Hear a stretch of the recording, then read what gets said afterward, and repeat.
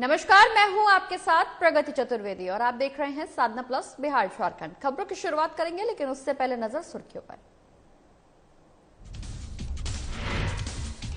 रामेश्वर उरांव का सरकारी स्कूल पर विवादित बयान, कहा सरकारी स्कूलों में नहीं होती है पढ़ाई। बीजेपी ने सरकार पर साधा निशाना। कांग्रेस प्रदेश अध्यक्ष राजेश ठाकुर पहुंचे रिम्स, घायल पत्रकार बैजनाथ महतो को देखकर आए रिम्स। पुलिस की तरफ से लापरवाही करने की कही बात। रांची में पूर्व मंत्री सह सारण विधायक रणधीर सिंह का पुतला दहन, संविधान को लेकर दिया था विवादित बयान। बीजेपी के खिलाफ हुई जमकर नारेबाजी। गुमला में वन विभाग की टीम ने की कार्रवाई, गुप्त सूचना के आधार पर की गई कार्रवाई। अवैध लकड़ियों से भरे ट्रक पकड़ने में पाई सफलता। और गुमला में बेटे ने खुद ही रच डाली अपने अपहरण की कहानी, पिता से की फिरौती की मांग। पुलिस ने युवक को गिरफ्तार कर भेजा जेल।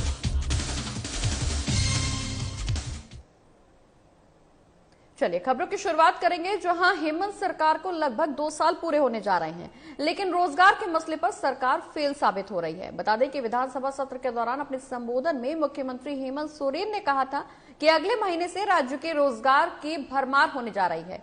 ये साल रोजगार के लिए जाना जाएगा।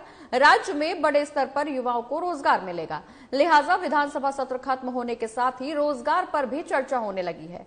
कांग्रेस प्रवक्ता राजीव रंजन का कहना है कि गठबंधन सरकार ने राज्य के युवाओं से जो वादे किए थे वो वादे हर हाल में पूरे किए जाएंगे, युवाओं को रोजगार मिलेगा। वहीं कांग्रेस के बयान के बाद बीजेपी प्रवक्ता प्रतुल शाहदेव ने भी बयान दिया है। प्रतुल शाहदेव ने कहा कि यह सरकार झूठी है, युवाओं को साल में 5 लाख रोजगार देने का वादा करने वाली यह सरकार झूठी सरकार है। इस सरकार से कुछ नहीं होने वाला। मुख्यमंत्री सदन में झूठ बोलते हैं कि वो युवाओं को रोजगार देंगे।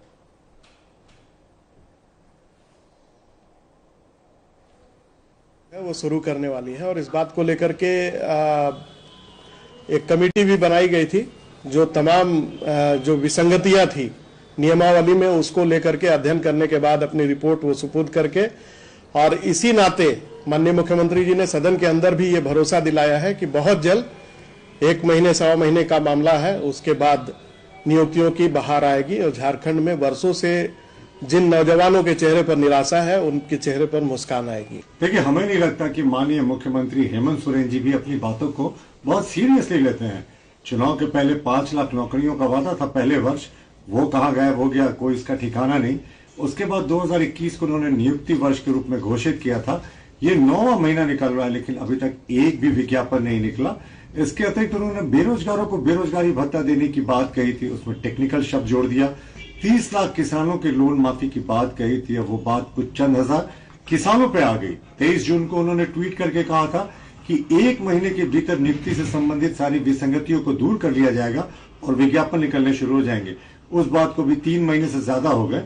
अब फिर से उन्होंने सत्र में कहा है कि 1 महीने के भीतर नियुक्तियों की बौछार होगी, झारखंड में तोहफा मिलेगा। तो इतने बार इन्होंने यू टर्न लिया है कि मुझे नहीं लगता कि जनता इनकी बातों को सीरियसली लेती है। वहीं झारखंड के मंत्री रामेश्वर उरांव के सरकारी स्कूल की व्यवस्था और सरकारी स्कूलों के शिक्षकों को लेकर जो उन्होंने बयान दिया था, उसका विरोध लगातार बढ़ता जा रहा है। बता दें कि डॉक्टर रामेश्वर उरांव ने कहा था कि सरकारी स्कूलों में अनुशासन नहीं होता है, सरकारी स्कूलों में अनुशासन की कमी होती है। सरकारी स्कूलों के शिक्षक दूसरे कामों में उलझे रहते हैं, बच्चों को पढ़ाते नहीं है। अगर प्राइवेट स्कूल नहीं होते तो आज बच्चों को उचित शिक्षा नहीं मिल पाती। इधर बीजेपी ने इस बयान पर राज्य की शिक्षा व्यवस्था पर सवाल उठाए हैं। बीजेपी प्रवक्ता सरोज सिंह का कहना है कि खुद मंत्री स्कूल की व्यवस्था पर सवाल उठा रहे हैं। हालांकि कांग्रेस प्रवक्ता राजीव रंजन ने रामेश्वर उरांव के ऐसे किसी भी बयान से किनारा किया है। मानता हूं कि शिक्षा के क्षेत्र में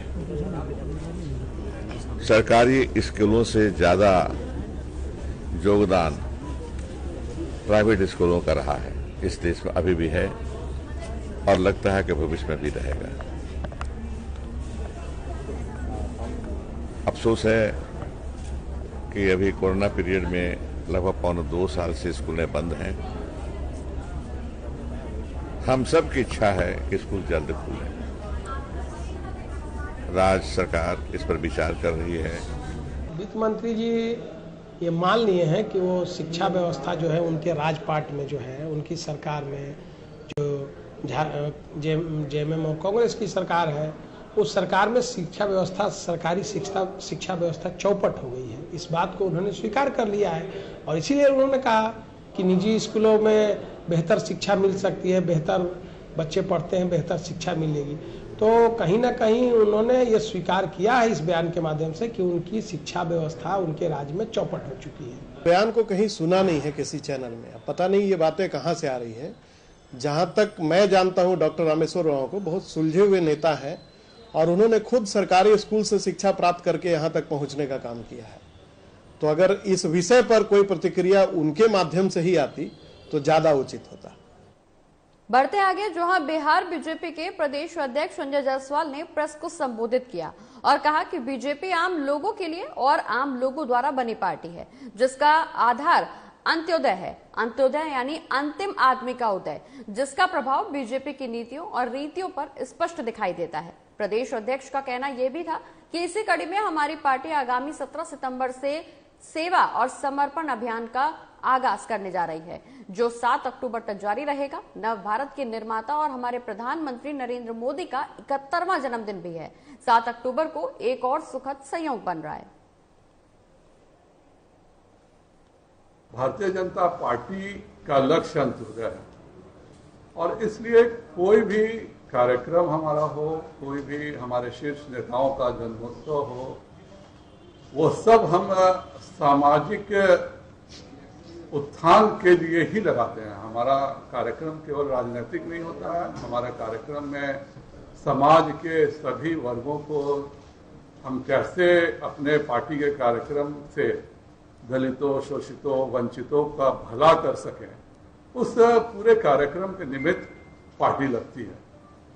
17 सितंबर को माननीय प्रधानमंत्री जी का जन्म दिवस है और आधुनिक भारत में, आजाद भारत में जितना उन्होंने गरीबों के उत्थान के लिए कार्य किया है, राष्ट्र के विकास के लिए कार्य किया है, राष्ट्र को उद्योगों में अग्रणी बनाने का काम किया है, उसके निमित्त भाजपा 17 सितंबर से एक पूरे कार्यक्रम की शुरुआत करने जा रही है और इसका समापन हम 7 अक्टूबर को करेंगे, जिस दिन प्रधानमंत्री जी पहली बार मुख्यमंत्री बने थे।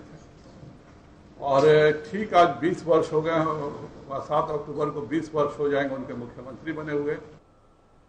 और यहाँ रुकना एक छोटे से ब्रेक के लिए। ब्रेक के उस पार भी बिहार झारखंड की तमाम बड़ी खबरों का सिलसिला रहेगा जारी।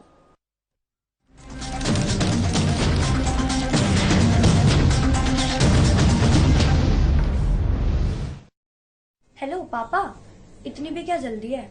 मिल लूंगी ना। हाय। हाय। प्लीज। पापा ने बताया था शादी के बाद आप अमेरिका शिफ्ट होंगे, लेकिन एक टेस्ट के बाद। बुरा मत मानिएगा, शादी भी तो एक टेस्ट के बाद ही फाइनल होगी। मतलब? HIV टेस्ट। उसकी क्या जरूरत है, हमारे यहाँ से नहीं होता। Okay, thank you. Thank you. याद रखिए, एक लापरवाही परिवार की तबाही। खुशी चुनिए, एड्स नहीं। नैको और झारखंड राज्य एड्स कंट्रोल सोसाइटी द्वारा जनहित में जारी।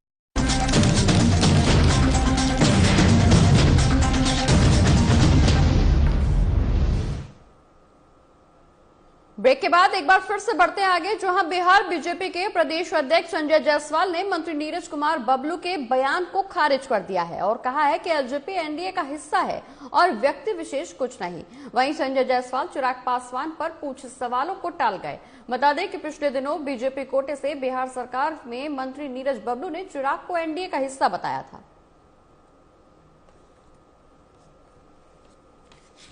एनडीए के पार्ट जो हैं वो सामने हैं और आज के डेट में एलजेपी एनडीए का हिस्सा है। पशुपति पारस हमारे मंत्री हैं। एलजेपी हिस्सा है, जो भी एलजेपी है। व्यक्ति की अरे ये व्यक्ति की बात नहीं है, ये दल की बात है। व्यक्ति कुछ नहीं होता। आज एलजेपी एनडीए का हिस्सा है और है।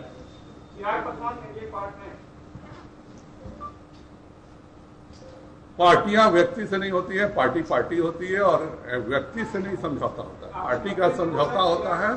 और बिल्कुल क्लियर कट बात है कि आज जब पशुपति पारस हमारे केंद्रीय मंत्री हैं। बढ़ते आगे, रुक करेंगे इस वक्त की बड़ी खबर का। गुमला से इस वक्त की बड़ी खबर, जहां बाल मजदूर संस्थान के पदाधिकारी की हत्या, बाल मजदूर मुक्ति संस्थान के पदाधिकारी की हत्या का मामला सामने आया है। अज्ञात अपराधियों ने मिथिलेश कुमार साहू की हत्या की है। दिन दहाड़े गोकुल नगर में गोली चलाई गई, फिर गला रेता गया। वहीं पुलिस पूरे मामले की जांच पड़ताल कर रही है। इस वक्त की बड़ी खबर गुमला से, जहां बाल मजदूर मुक्ति संस्थान के पदाधिकारी की हत्या का मामला निकल करके सामने आया। बता दें कि अज्ञात अपराधियों ने पहले गोली चलाई, फिर गला रेत कर हत्या की। हालांकि पुलिस मौके पर पहुंची है, जांच पड़ताल पुलिस के द्वारा की जा रही है। तो इस वक्त की बड़ी खबर हम आपको बता रहे हैं गुमला से, जहां बाल मजदूर मुक्ति संस्थान के पदाधिकारी की हत्या करने का मामला निकल करके सामने आया है। अज्ञात अपराधियों ने घटना को अंजाम दिया है। मिथिलेश कुमार साहू की पहले उन पर गोली चलाई गई, फिर गला रेत कर हत्या की गई। पुलिस पूरे मामले की जांच पड़ताल कर रही है। लगातार अपराधियों के हौसले बुलंद होते हुए नजर आ रहे हैं। एक के बाद एक आपराधिक घटनाओं को अंजाम देने में लगे हुए हैं अपराधी, लेकिन पुलिस इन पूरे मामलों में मौन बनी हुई है। गुमला से ये मामला निकल करके सामने आया, जहां बाल मजदूर मुक्ति संस्थान के पदाधिकारी की दिन दहाड़े हत्या कर दी गई। पहले गोली चलाई गई, फिर गला रेत कर उसकी हत्या की गई। हालांकि पुलिस मौके पर पहुंची है, लगातार जांच पड़ताल पुलिस कर रही है। और इसी खबर पर ज्यादा जानकारी के लिए गुमला से हमारे संवाददाता मुकेश कुमार सोनी हमारे साथ जुड़ गए हैं। मुकेश, क्या कुछ वजह है आपराधिक घटनाओं को अंजाम एक के बाद एक दिया जा रहा है? अपराधियों में खाकी का खौफ नहीं रह गया है? ताजा मामला जो गुमला से निकल करके सामने आया, जहां बाल मजदूर मुक्ति संस्थान के पदाधिकारी की हत्या की गई, क्या कुछ वजह हत्या की, क्या अभी इस बारे में कुछ खुलासा हो पाया है? जी, प्रगति में बता दूं कि ये गोकुल नगर उस इलाके माने कहे जाने वाले इलाके है और अपराधियों का हौसले मतलब 7वें आसमान पर है। और जिस तरह से मतलब मुक्ति संस्थान के पदाधिकारी को हत्या की गोली मारकर उसके बाद मतलब गला रेत कर हत्या किया गया है, जिससे पूरे इलाके में भय का माहौल है, पूरे इलाके में दहशत का माहौल है और पुलिस पर कई सवाल खड़ा कर रही है। जिस तरह से पोस्ट इलाके में नहीं जाना, कहीं न कहीं पुलिस पर कई सवाल खड़ा करती है। जी प्रगति। बिल्कुल मुकेश, जिस तरह से आप बता रहे हैं कि पहले गोली मारी गई, फिर गला रेत कर घटना को अंजाम दिया गया, निश्चित तौर पर ये इरादतन हत्या थी, ये कोई आम अपराधी नहीं थे, ये जानबूझकर उनको मारने की ही नियत से वहां पहुंचे थे। ऐसे में क्या आपसी रंजिश का भी कोई मामला निकल करके सामने आ पाया है? जी प्रगति में बता दूं कि मुक्ति संस्थान के द्वारा मतलब दिल्ली में ले जाकर बते युवती लोग को बेच कर अधिक करता था, तो उस तरह से ही रिकवरी करके गुमला लाया जाता था। उसी के उद्देश्य से कोई दलाल होंगे, चाहे उसी के नेटवर्क के आधार पर उसकी हत्या किया गया होगा। फिलहाल पुलिस पूरे मामले पे जांच कर रही है, जो भी दोषी होंगे उस पर जल्द कार्रवाई करने की बात कही। लेकिन बजरंग दल और विश्व हिंदू परिषद भी इस पर आड़े हाथों में लिया है कि अगर पुलिस 24 घंटा के अंदर में कार्रवाई नहीं करती है तो उग्र आंदोलन करने की बात कही। जी प्रगति। चलिए, बहुत बहुत शुक्रिया मुकेश, ये तमाम जानकारी हमारे दर्शकों तक पहुँचाने के लिए।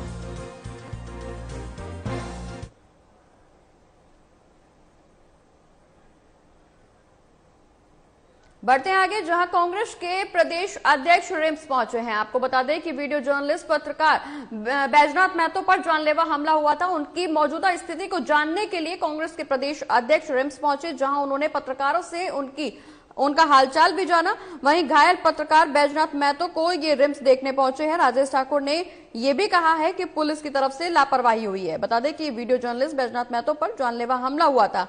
हमले के बाद झारखंड में लॉ एंड ऑर्डर को लेकर कई सवाल उठे। कांग्रेस के प्रदेश अध्यक्ष राजेश ठाकुर घायल वीडियो जर्नलिस्ट को देखने रिम्स पहुंचे हैं। फिलहाल उनका न्यूरो सर्जरी विभाग के आईसीयू में इलाज जारी है। वहीं डॉक्टर्स का कहना है कि उनकी स्थिति नाजुक बनी हुई है। डॉक्टर्स पूरी कोशिश कर रहे हैं कि वो जल्द से जल्द रिकवर हो जाएं। वो घटना घटी है, बहुत दुखद है और हम समझते हैं कि इस तरह की जब घटना होती है तो तमाम तरह के सवाल उठते हैं और ये सही है कि कहीं न कहीं पुलिस की लापरवाही से इस तरह की घटनाएं घटती है। जैसा कि मुझे बताया गया है, जैसा कि मुझे मालूम है कि इन्होंने पहले शिकायत दर्ज की थी, बावजूद उस पर कोई कार्रवाई नहीं की गई और उस कार्रवाई को अगर समय पर कर लिया जाता तो शायद ये घटना नहीं घटती।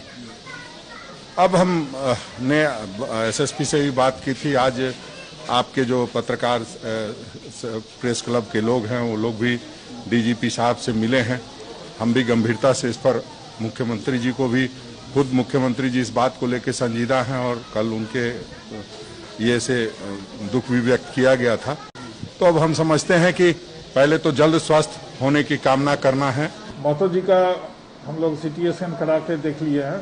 हम लोग के यहाँ पोर्टेबल CT हुआ है उनका, और उसमें दाहिने तरफ का टेम्पोरल बोन और पेराइटल बोन दोनों का फ्रैक्चर है, और ब्रेन जो दूसरे साइड में टकराया है वो लेफ्ट साइड में जो है सब ड्यूरल हीमाटोमा है, लेकिन थिन लेयर है।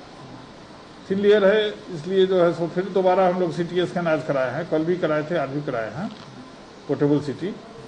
तो साइज अभी 10 का 10 है, इसलिए उम्मीद है कि दवा से सुधार होना चाहिए, और कंजर्वेटिव ट्रीटमेंट में ही अभी हम लोग रखे हैं। ये जो है सो रोड ट्रैफिक एक्सीडेंट है कि एलिज्ड असॉल्ट है, ये कहना तो बहुत मुश्किल है कि नहीं। ये तो वहाँ पर मौके वारदात पर जा करके पुलिस ही बता पाएगी कि मारापीटी हुआ है कि। और खबरों में आगे बढ़ेंगे, लेकिन फिलहाल यहाँ रुक रहे एक छोटे से ब्रेक के लिए। जल्द हाजिर होंगे कुछ और खबरों के साथ।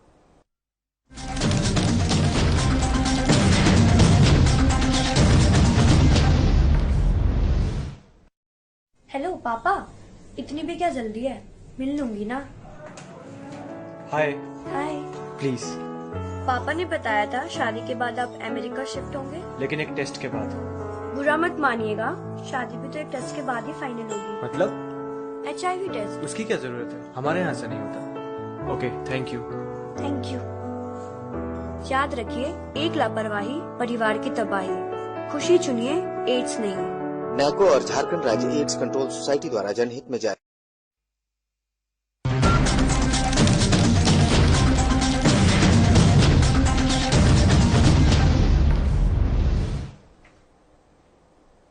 ब्रेक के बाद बढ़ते हैं आगे, जहां सूबे में प्राइवेट स्कूल और सरकारी स्कूलों की शिक्षा व्यवस्था को लेकर एक नई जंग छिड़ गई है। दरअसल रामेश्वर राव ने पासवा के कार्यक्रम में प्राइवेट स्कूल की तारीफ की थी और सरकारी स्कूलों की व्यवस्था को लेकर विवादित टिप्पणी की थी, जिसको लेकर झारखंड की सियासत अब गर्मा गई है। पासवा के प्रदेश अध्यक्ष आलोक दुबे ने एक प्रेस कॉन्फ्रेंस कर इस पर अपनी सफाई भी दी है। उन्होंने कहा कि निश्चित तौर पर सरकारी स्कूल महत्वपूर्ण है। ऐसे में मैं हेमंत सरकार से आग्रह करता हूं कि सरकार एक ऑर्डिनेंस लेकर आए जिसमें यह अनिवार्य किया जाए कि सरकारी कर्मचारी और सरकारी शिक्षकों के बच्चे सरकारी स्कूलों में ही पढ़ने के लिए बाध्य हों। जहां तक प्राइवेट स्कूलों की बात है तो प्राइवेट स्कूलों और उनके शिक्षकों का इस राज्य की शिक्षा व्यवस्था में महत्वपूर्ण योगदान है। ऐसे में प्राइवेट स्कूलों को लेकर अनर्गल बातें करना उचित नहीं है।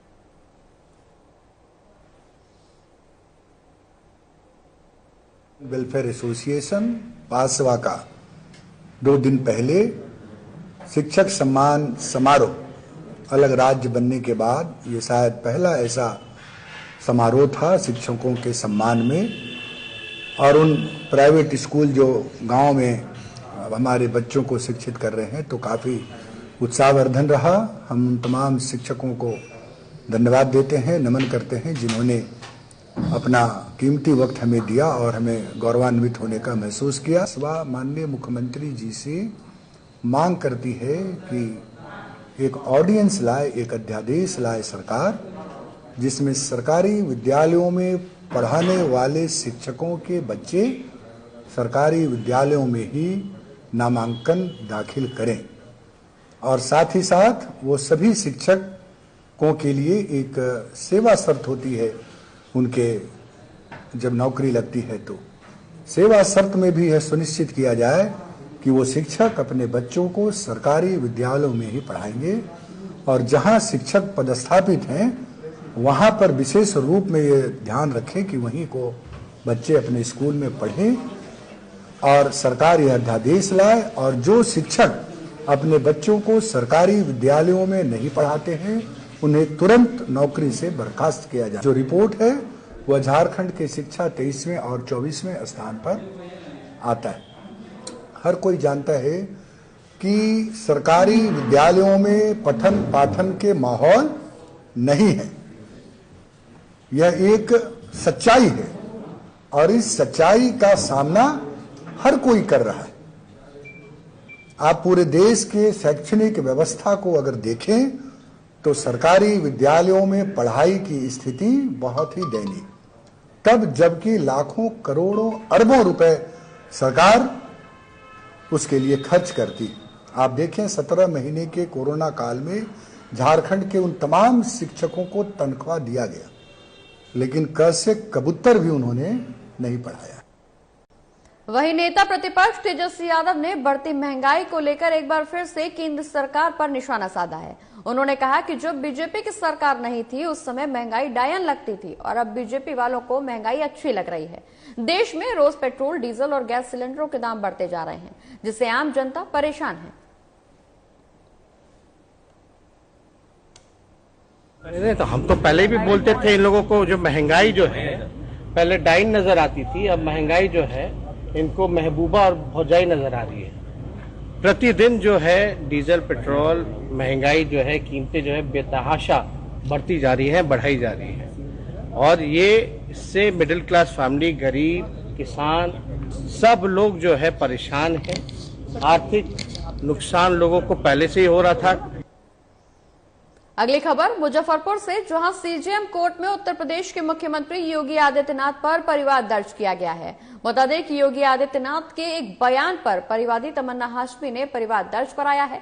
मुजफ्फरपुर के सामाजिक कार्यकर्ता तमन्ना हाशमी ने यूपी के मुख्यमंत्री योगी आदित्यनाथ पर धार्मिक भावनाओं को आहत करने का आरोप भी लगाया है। मामले की अगली सुनवाई 21 सितंबर को निर्धारित की गई है।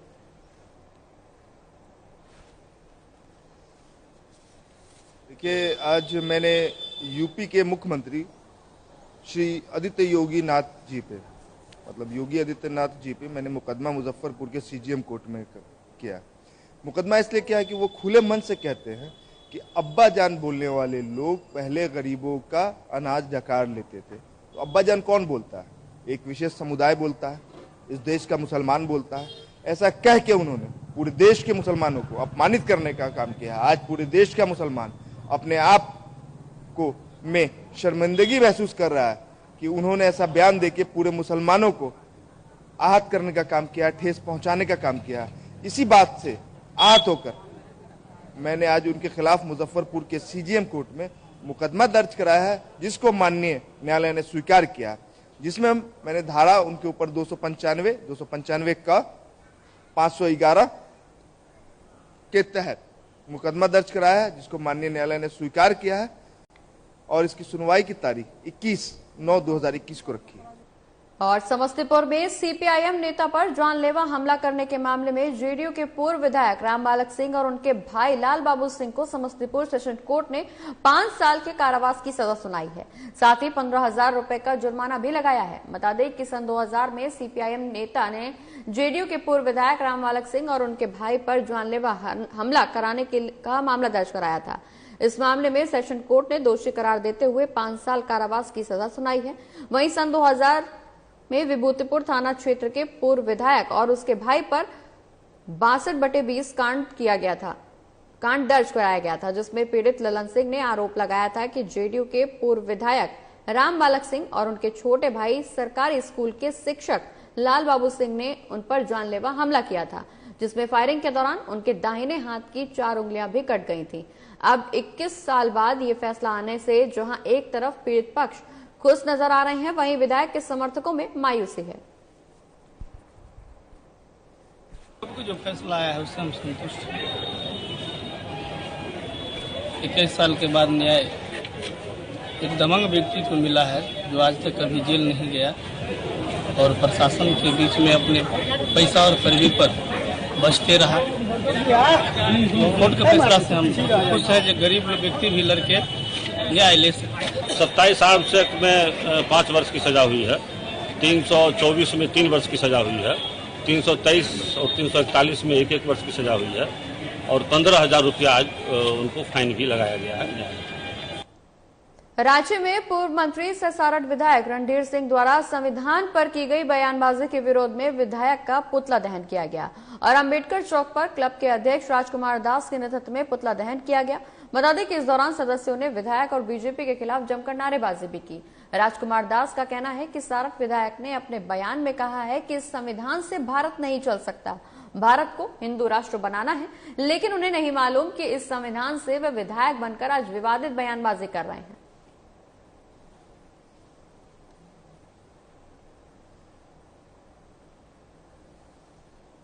गुमला में वन विभाग ने गुप्त सूचना के आधार पर कार्रवाई करते हुए एक ट्रक में अवैध रूप से ले जा रहे साल के बोटा लकड़ियों से लदे ट्रक को पकड़ने में सफलता हासिल की है। वन विभाग की टीम रायडीह प्रखंड के सुरसांग थाना क्षेत्र के कोंडरा इलाके में गश्ती पर थी, जिस दौरान वन विभाग की टीम को गुप्त सूचना मिली कि कोंडरा इलाके से एक ट्रक में सखुआ की लकड़ी लेकर लोग जा रहे हैं। इस गुप्त सूचना के आधार पर छापेमारी की गई। वहीं वन विभाग की टीम ने जब ट्रक को रोकने की कोशिश की तो पुलिस को देखकर ट्रक ड्राइवर वहां से फरार हो गया, जिसके बाद वन विभाग की टीम ने ट्रक को जब्त कर लिया और सखुआ की लगभग 60 पीस बोटा लकड़ियां भी जब्त कर ली गई, जिसकी कीमत लगभग 4 लाख रुपए बताई जा रही है। साथ ही वन विभाग ने अज्ञात तस्करों के खिलाफ केस दर्ज कर आगे की कार्रवाई भी शुरू कर दी है। एक ट्रक था जो भाई दौड़ा के गश्ती के दौरान उसको पकड़ा गया है और उस ट्रक में साल बोटा लदा हुआ था। उस ट्रक को अभी सीज किया गया है और फिर ब्रेक डाउन होने के कारण वो अभी ट्रक रोड में ही है और उसका जो साल का बोटा था उसको अनलोडिंग करके भाड़े के गाड़ी से पिकअप वैन से उसको वन परिसर शिमला के कैंपस में रखा गया है। करीब अनुमानतः इसका 4 लाख करीब। और गोड्डा के सदर प्रखंड के खटनाई पंचायत के विकास कार्य के लिए गांव को अतिक्रमण मुक्त कराने की कवायद अब शुरू हो गई है। पंचायत में सरकारी जमीन पर असामाजिक तत्वों ने अतिक्रमण किया है, जिसकी वजह से राहगीर और ग्रामीणों को रास्ते से गुजरने में काफी परेशानियों का सामना करना पड़ रहा है। वहीं ग्रामीणों ने और जनप्रतिनिधियों ने मामले को लेकर उच्च अधिकारी को आवेदन देकर इस मामले से अवगत कराया, लेकिन प्रशासन की तरफ से इस पर अभी तक कोई कार्रवाई नहीं की गई है। ग्रामीणों ने गांव को अतिक्रमण मुक्त कराने के लिए अब सरकार से गुहार लगाई है।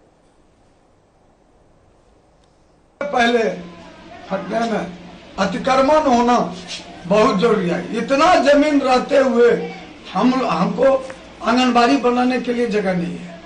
सब आंगनबाड़ी जितना भी शिक्षक है आंगनबाड़ी है सब अपना अपना घर में कर रहे हैं और कहने के बाद कोई सुनता नहीं है। क्या देख रेख, कोई जांच नहीं, कोई कुछ नहीं, सब अपना मनमानी कर रहा है। मुखिया क्या करे? घर में किसी का घर में जाके जांच कर सकता है क्या? और इसी के साथ इस बुलेटिन में फिलहाल इतना ही। आप देखते रहिए साधना प्लस बिहार झारखंड। नमस्कार।